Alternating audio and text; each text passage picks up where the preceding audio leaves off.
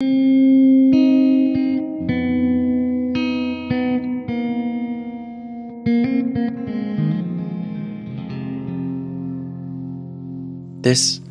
is Dawn Must Follow Night by Hunter Danson. Part 1, Chapter 31. Read by the author. Mareth returned to his thoughts after the boy's song. He had not been fast enough to save Dorif, nor his students. Was this really the way? Was this what the Black wanted? He closed his eyes and listened to the steady drumming of the rain.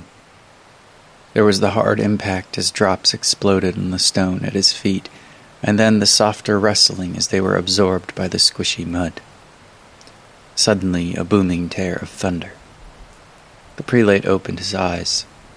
A bolt of lightning flashed down a short way beyond the gate. The pine hissed and cracked, exploding into flame. The rain, try as it might, could not put the fire out.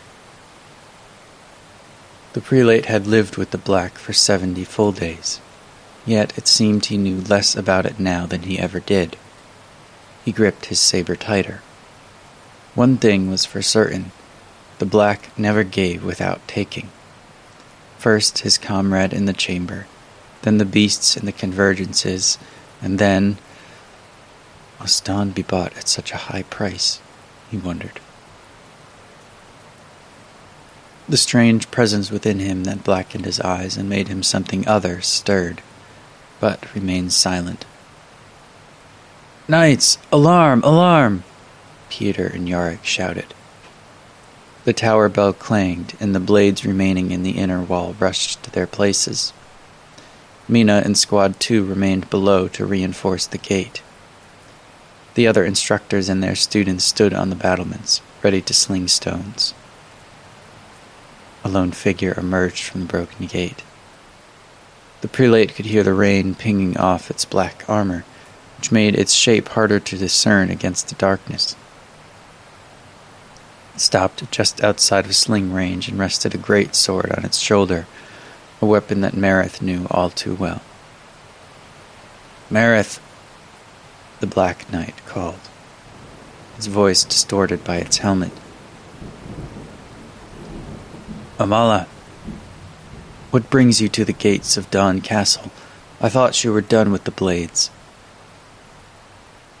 Amala glanced over her shoulder at the wreckage of the broken gate. "What gates?" she chuckled to herself. "You know, I miss this place a little." She gestured to the courtyard. "It holds many memories. Speaking of which, I don't see Percy. Is he well?" "I don't really think you care," Mareth said, raising his voice above the rain. "State your intention or leave. That is an order." Amala laughed loudly this time, her breath misting in the air. The besieged watched her from the battlements. "Can we talk about this truthfully, Mareth? Behind me is a force of 100 well-trained knights in full plate, and what do you have? Children." She pointed at the students on the wall. "With slings.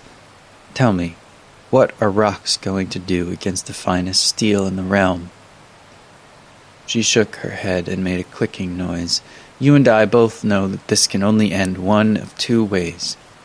You surrender the castle and pass leadership of the blades to me, or you surrender the castle by force and pass leadership of the blades to me.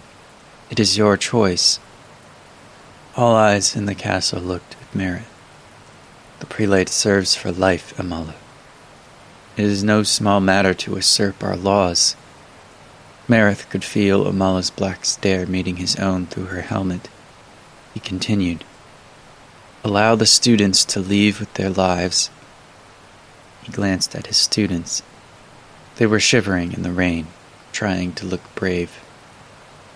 He saw Yarick looking at him, green eyes staring.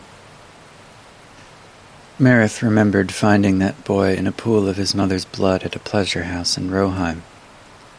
He had had to pry the boy's fingers from her. "I cannot lose any more. You cannot have them all," he thought at the Black. Allow them to leave, he said, and I will give you the castle. Mareth felt the students and instructors stir around him. Mareth, Dmitri started, but the prelate silenced him with a wave of his hand.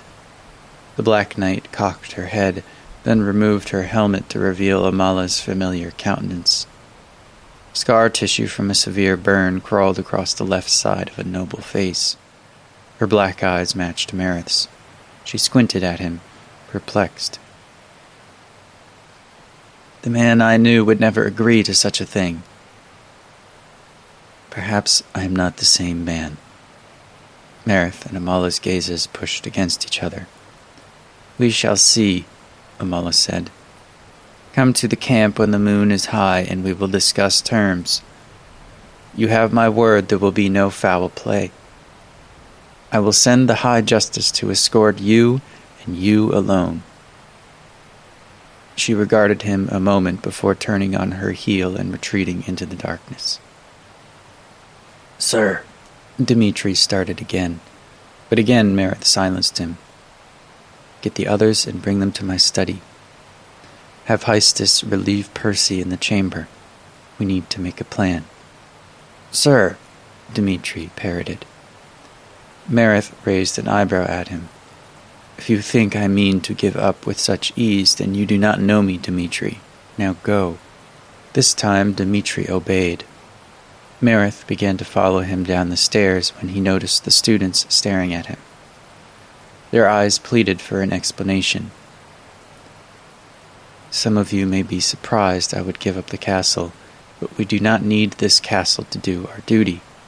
Moreover, Mareth found the eyes of each student. Every one of you is my responsibility, and I will not let you come to harm while I draw breath. He walked across the yard under their grateful gaze.